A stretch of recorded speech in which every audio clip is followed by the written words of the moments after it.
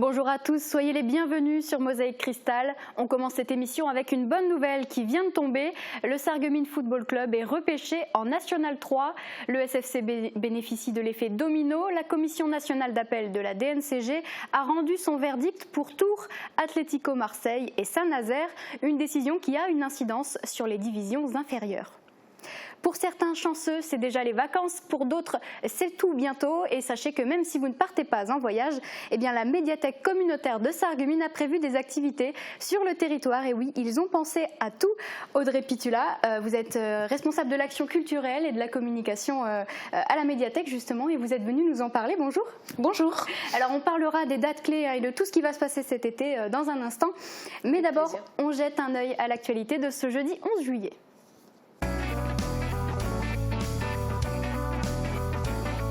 Gagnant toutes les semaines, toute l'année, c'est chez Best, votre centre commercial à Paris-Bersvillers.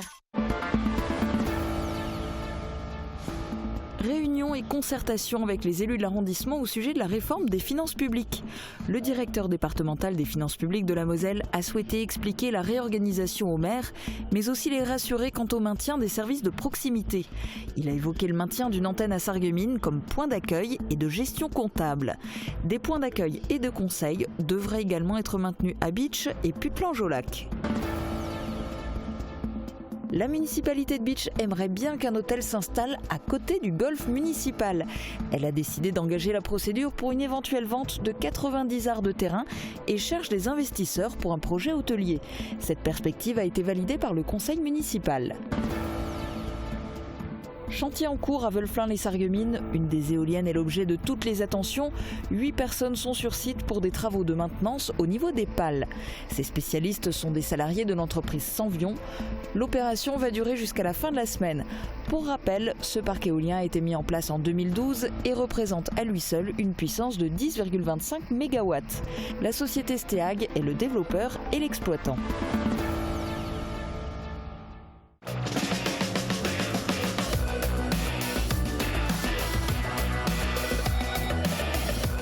La médiathèque de l'Agglo, l'innovation au service de la culture.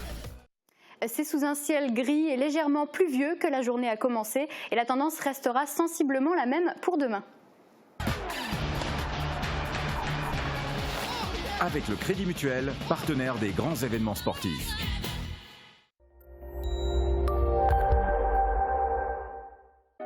Vendredi, la journée débute sous un ciel bien dégagé. En cours d'après-midi, le ciel se couvre peu à peu. Les nuages donnent alors de petites averses sur le pays de Sarreguemines en fin de journée. Température maximale prévue entre 23 et 25 degrés. Demain, vendredi 12 juillet, nous fêterons les Oliviers. Le soleil se lèvera à 5h39 et se couchera à 21h29. Excellente journée à tous.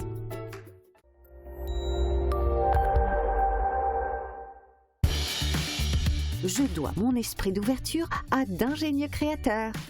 Fermap, des fenêtres étudiées pour vous. Les Laurentides de Lemberg sont aux préparatifs.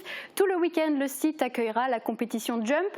Ce concours de saut d'obstacles attire chaque année près de 800 cavaliers amateurs et professionnels. Laurie Couteau a assisté aux préparatifs ce matin. Petit moment de calme en plein air pour Austin, 8 ans avant le début de la compétition des Laurentides Jump. Ce week-end, le Grand Régional Grand Est fait étape à Lemberg. Austin et sa cavalière ont une manière bien à elle de déstresser avant la compétition. Alors moi, je ne me prépare pas spécialement. Je respire fort, j'essaye d'aller marcher et généralement en m'occupant de mes chevaux, je me détends. Et la jument, j'essaye de lui provoquer le moins de stress possible. Donc là, par exemple, elle est au paddock. C'est une jument qui n'a pas l'habitude de vivre enfermée. Donc en étant au paddock, elle stresse le moins possible. Lisa aussi se prépare à accueillir plus de 250 chevaux. En 24 heures, elle a établi le plan des 247 box. Durant ce week-end, elle va gérer le ravitaillement et tous les petits problèmes comme appeler le vétérinaire en cas de blessure ou le placement des semi-remorques. Donc là, en ce qui concerne les box, moi je reçois les réservations via la Fédération française d'équitation. Je reçois un listing avec les commentaires de chacun qui me demandent à être avec leur coach, leurs amis. Donc ça se présente comme ça. J'ai mon petit plan. Et après, je les place Dans les box, selon leur véhicule aussi, s'ils ont des smirmors qui sont plutôt sur le parking devant, c'est des poids lourds ou des petits véhicules plutôt sur le parking à l'arrière. Pendant ce temps, Alexandre s'occupe de passer la herse sur le parcours d'obstacles. Tout doit être impeccable pour les entraînements et les repérages qui débuteront cet après-midi à 14h. Alors ce parcours il se prépare tout d'abord par un travail du sol. On passe la herse pour aérer, pour niveler un peu le sol, pour éviter qu'il y ait des trous, pour éviter un maximum de blesser les chevaux. Ensuite on fait appel à un chef de piste pour le montage du parcours, c'est lui qui s'occupe de tout ça. Et puis après on laisse place aux cavaliers pour faire de l'épreuve, quoi. Les Laurentides accueilleront 3 épreuves du Grand Régional samedi. Elles sont ouvertes aux cavaliers amateurs comme aux professionnels. L'épreuve du 6 bar à la suite aura lieu samedi soir à 21h30. Le Grand Prix Pro avec bar à 135 se déroulera dimanche à partir de 16h. Toutes ces épreuves sont ouvertes au public, alors venez nombreux. Et c'est déjà la 7e édition de ces Laurentides Jump. Alain Schwartz, directeur du domaine, nous apporte quelques précisions sur la compétition. J'aimerais savoir ce que ça vous fait d'accueillir cette compétition Jump aux Laurentides. Écoutez, c'est déjà la 7e édition, donc on commence à être rodé. Ça fait toujours plaisir d'accueillir les cavaliers. Surtout, on aime toujours avoir une météo clémente. Donc là, on est un peu, aujourd'hui, c'est un peu gris. J'espère que ça va s'arranger et tout rentrera dans l'ordre demain. D'accord. Et combien de cavaliers et d'où est-ce qu'ils viennent ? Alors écoutez, les cavaliers viennent du Grand Est, certains de la région proche et certains de beaucoup plus loin, Champagne, Alsace, Lorraine, la Meuse. Et il y a à peu près 800 cavaliers sur le week-end, sur ce week-end. Et quel est l'intérêt sportif de cette compétition ? Alors ce week-end, on est dans une étape du Grand Régional. L'intérêt sportif, c'est que les gens cherchent toujours des perfs, ils essayent toujours de mieux faire. Certains de ces cavaliers sont des cavaliers qui sont toujours sur ce type de niveau et d'autres cherchent des perfs pour aller après faire des compétitions supérieures. Et donc est-ce qu'on peut dire que c'est un tremplin pour l'avenir en fait de ces cavaliers? Oui, bien sûr, c'est un tremplin. Ces gens ont l'habitude, le Grand Régional, ce sont des étapes. Donc il y en a dans toute la région Lorraine, dans les autres régions de France aussi d'ailleurs. Et les gens après vont plutôt sur des CSI, certains les meilleurs cavaliers, ou alors sur des étapes du Grand National comme on en avait l'année dernière. Très bien, merci beaucoup. Une réunion de concertation était organisée hier avec les maires à Rohrbach-les-Bitches concernant la réorganisation des structures fiscales. Le directeur départemental des finances publiques entend bien expliquer ce plan et rassurer les élus. Il s'agirait d'une modernisation et non pas d'une régression. Uranie Tozic était sur place.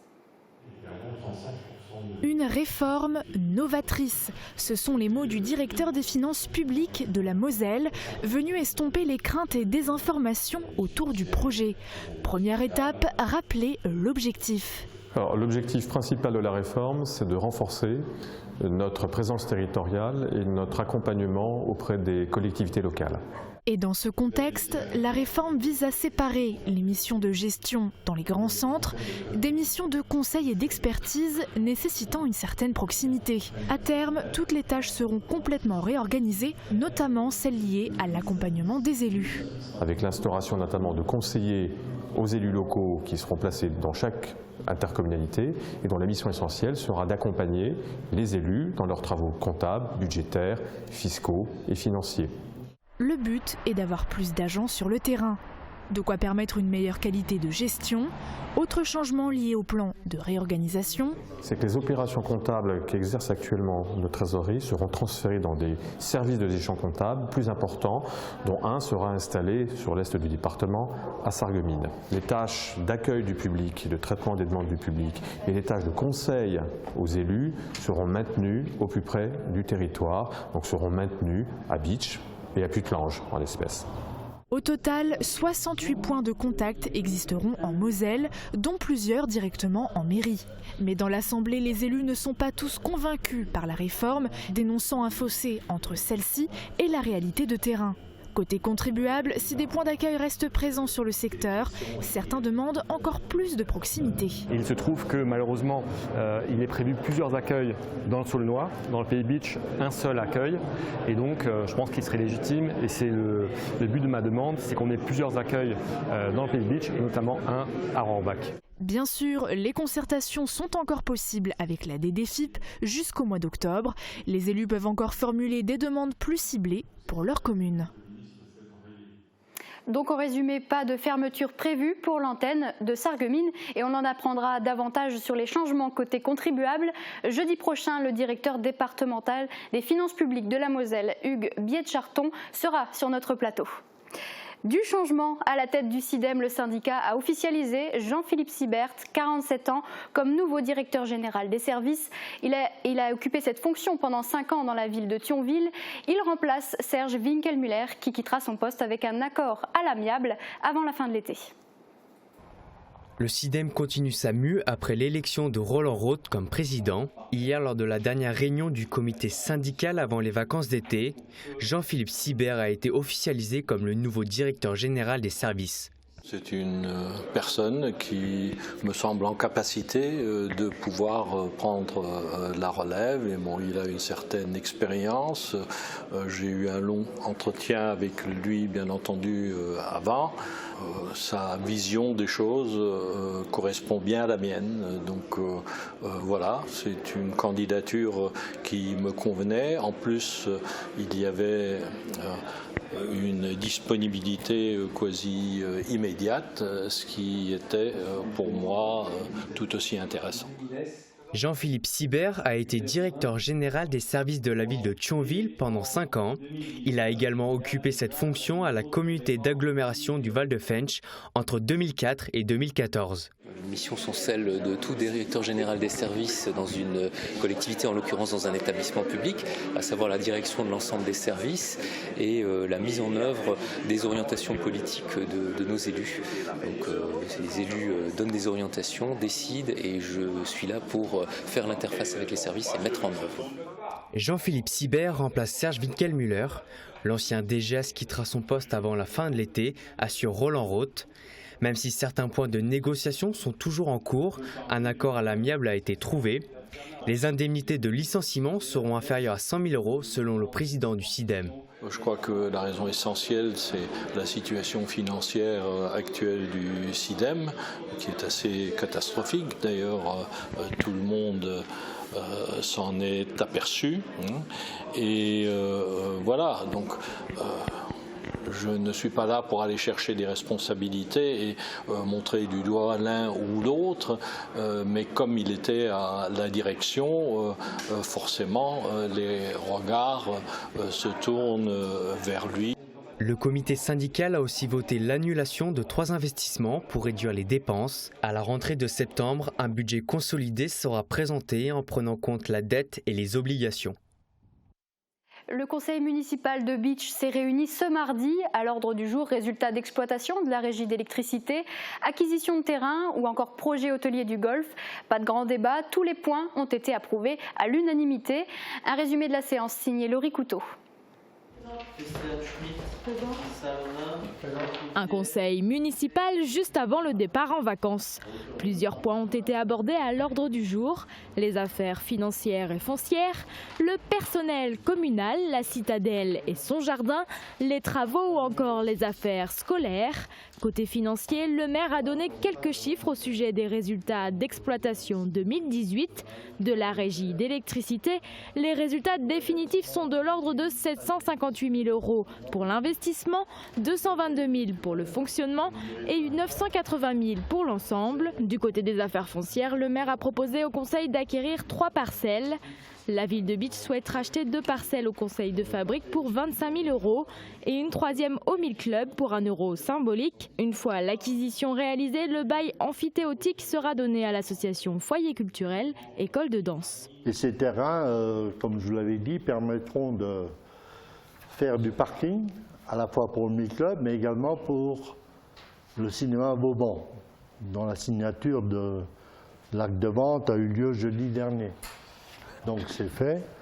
M. Barbillon va commencer à faire des transformations et puis lancer cette histoire de cinéma. Autre point important de ce conseil, le projet hôtelier au golf municipal. Vous en avez déjà entendu parler, hein. Il y a plein d'enjeux touristiques, économiques, des atouts sur le pays beach et sur beach même, que ce soit au point de vue paysage, cadre de vie, tourisme, bâtiments relais, hôtels d'entreprise, tout ce qui s'ensuit. Et par contre, on a un déficit, c'est les capacités d'accueil, d'hébergement. Donc actuellement, il y a des gens intéressés par un projet hôtelier sur le golfe. Le problème, c'est que vous ne m'avez pas encore donné l'autorisation de faire des transactions ou de discuter avec eux. Donc j'aimerais bien que ce soir, vous me permettiez éventuellement de vendre à l'occasion des terrains là-bas. Ce projet hôtelier est donc un souhait de la commune. Elle recherche des investisseurs potentiels. Le conseil a autorisé le maire à mener les négociations nécessaires pour ce projet, à solliciter le service des domaines et à signer un éventuel protocole d'accord. Les caractéristiques essentielles de la vente seront bien évidemment soumises à l'approbation du conseil. D'autres points ont également été autorisés comme l'accès gratuit au site du Jardin pour la Paix et de la Citadelle pour le personnel communal. Du côté scolaire, le maire a proposé au conseil de participer au projet artistique de l'école Pasteur, en partenariat avec l'école de musique de Beach. Une intervenante a donné 10 séances de musique aux élèves de CP-CE1. La commune versera donc 220 € à l'école de musique. Le conseil a également revu à la baisse les tarifs de location de la salle des Cuirassiers. Il a aussi accordé la mise à disposition gratuite de l'espace Cassin pour le concert Euroclassique.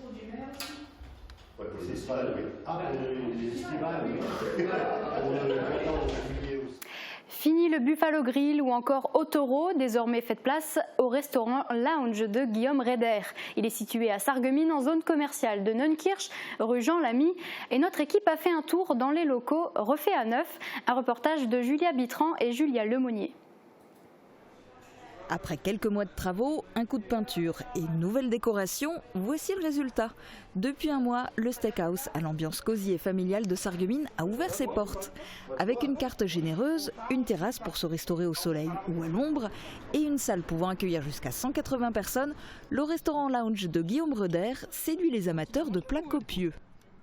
Ça a très bien fonctionné, on est en train tout doucement de se faire connaître par les gens qui viennent découvrir l'établissement, qui ont connu les anciens établissements avant nous sur le même emplacement. Donc ils découvrent quelque chose de différent, quelque chose de nouveau. Ça leur plaît, c'est agréable, tout doucement on fait la clientèle et puis je vais vous dire, tout se passe correctement. Donc on est content, on est satisfait. À la carte, suprême de poulet, burger, pizza, cocktail fait maison et très beaux morceaux de viande. Côté sucré, un large choix de parfums de glace pour se régaler en période d'été. En bref, des plats et des desserts variés qui donnent l'eau à la bouche. Des glaces et des boissons que vous pouvez déguster en continu tout l'après-midi, sur la terrasse ou dans la salle de restaurant. Le plus du lounge, la commande à emporter, un concept emprunté au fast-food et très efficace pour les plus pressés. Il y a un service à table qui est prévu dans l'ensemble du restaurant et on a également mis en place un système de commande rapide, donc avec des beepers. Une fois que la commande est prise, elle passe en priorité en cuisine et les personnes qui sont pressées ou qui doivent aller travailler peuvent récupérer leur commande au comptoir et puis s'en aller avec. Le restaurant Lounge attire tout type de clients. Jeunes, seniors, familles et comités d'entreprise sont les bienvenus.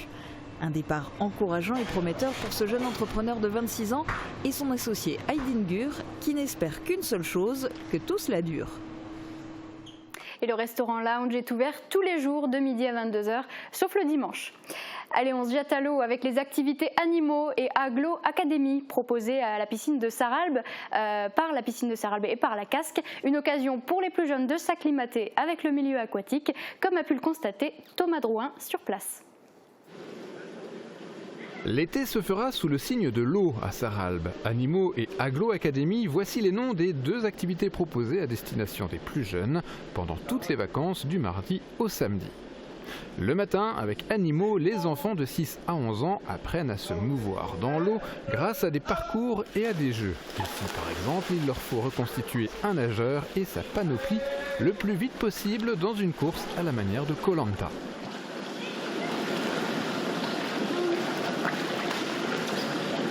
Nager à la surface ou sous l'eau, pousser le radeau ou tirer le mannequin, les jeunes nageuses et nageurs ne s'épargnent aucune peine pour terminer la course en premier. Qui c'est qui va gagner? Et sans s'en rendre compte, ils intègrent quelques réflexes de sauvetage en milieu aquatique.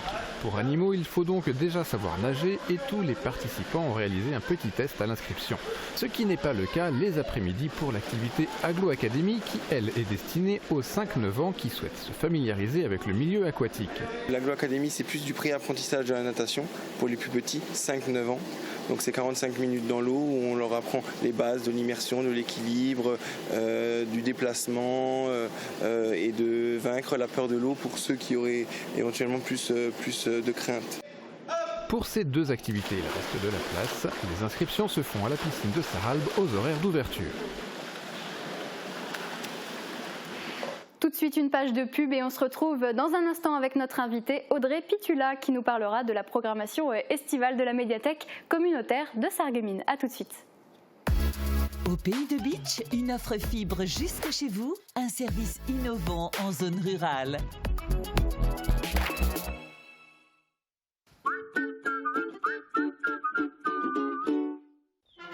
Samedi 13 juillet, pour la fête nationale, la ville de Sarreguemines vous invite à un grand bal populaire et à des animations diverses sur le parking de l'hôtel de ville. À 20h45, un ensemble de choristes interprétera la Marseillaise place Sibylle, suivi d'un défilé des sapeurs-pompiers. Dès 23h, le plus beau feu d'artifice de la région sera tiré des berges de la Sarre, avec pour thème Magellan et une incroyable mise en lumière du casino des faïenceries.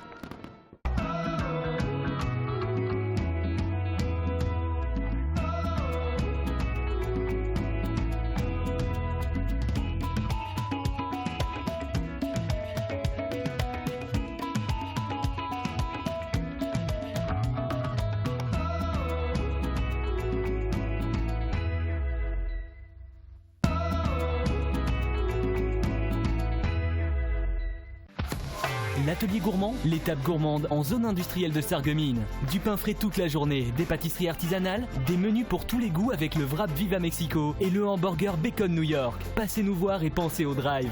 En ce moment, profitez d'un instant fraîcheur avec nos délicieuses glaces. Il y a forcément un parfum dont vous raffolerez. Toutes les tendances déco sont chez Pink, saison par saison. Et pour toutes les occasions, votre paradis déco vous accueille sur plus de 1000 mètres carrés. Venez chez nous. En plus, le parking est gratuit à l'arrière du magasin. Pink, à Sarrebruck, à côté de l'Europa Galerie.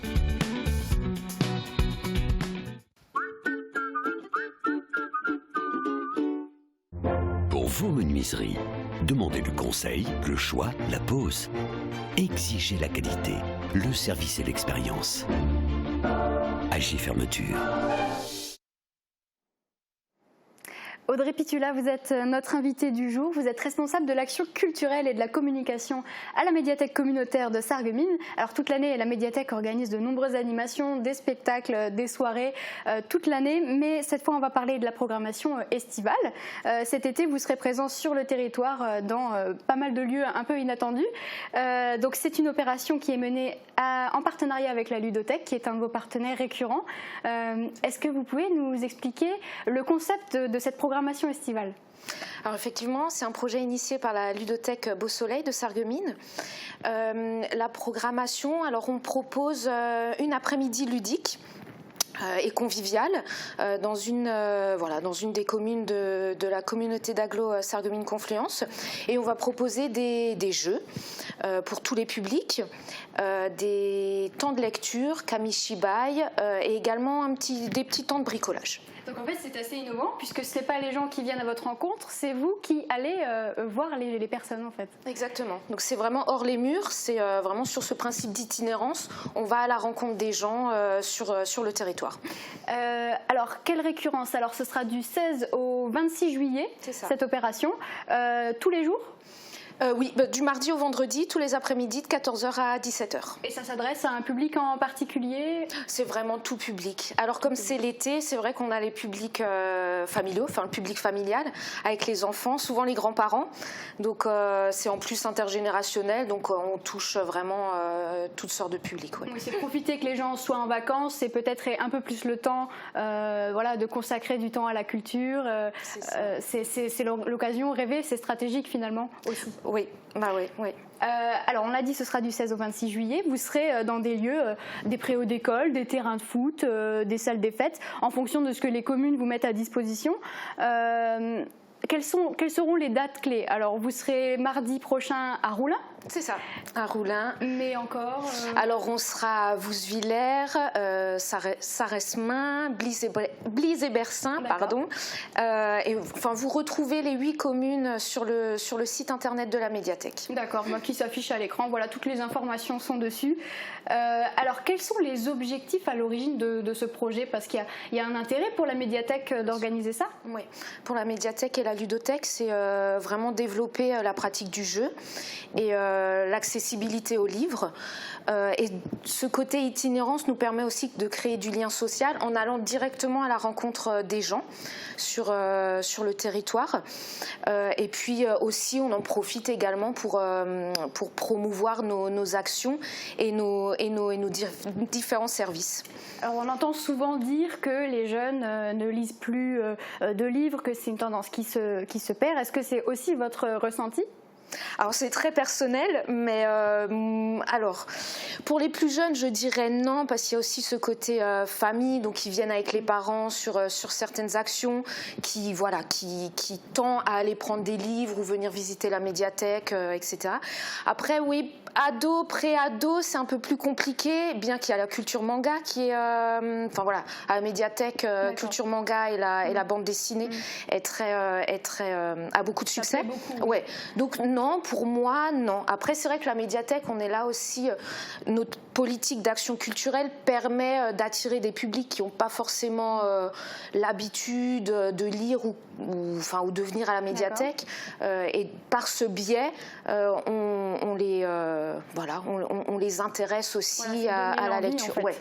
Ouais. Voilà. C'est surtout ça qui manque parfois, c'est l'envie, parce que les opportunités elles sont là, la médiathèque est là pour ça. Ouais. Et on rappelle aussi que c'est pas seulement des livres, la médiathèque, on peut faire plein d'autres choses, on peut emprunter des DVD. C'est ça, DVD, il y a un cybercentre aussi, vous pouvez avoir accès à Internet, et puis on a aussi un très bel espace checkpoint, donc pour les jeux de société, jeux vidéo. Donc il y a vraiment une belle offre à la médiathèque. Ouais. D'accord. Alors ce programme estival où vous vous déplacez dans les communes, c'est pas la première fois. C'est déjà la 4e année que vous le faites. Vous avez déjà fait 19 villages sur le territoire de la communauté d'agglomération de Sarreguemines-Confluence. Quel bilan vous tirez des années précédentes? C'est une opération qui fonctionne? Oui, un très bon bilan. L'année dernière, en 2017, on avait à peu près 230 personnes qui sont venues sur ces 2 semaines. D'une année à l'autre, ça augmente. Les gens sont ravis de ce qu'on leur propose comme animation et jeux, animation. Et puis les communes aussi sont très investies. Donc c'est sur la base du volontariat. Donc si la commune, nous on propose, si la commune accepte, on vient avec grand plaisir. Et généralement on est très bien accueillis, l'organisation est parfaite. Non, c'est une opération qui marche très bien. Alors justement, vous parlez d'organisation, c'est beaucoup de travail de préparer cette programmation un peu spéciale pour l'été. Depuis combien de temps vous êtes dessus?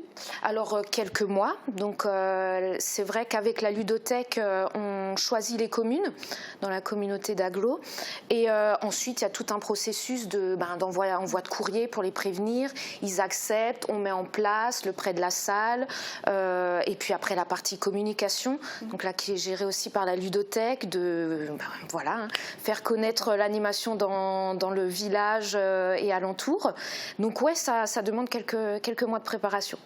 Alors, on ne l'a pas dit, mais alors ce sera l'après-midi, hein, ces animations, donc ce sera de 14h à 17h. C'est ça. Et c'est pas sur inscription, c'est ouvert à tous? C'est ouvert à tous, entrée libre et gratuite. Vous venez dans les communes et on vous accueille avec grand plaisir.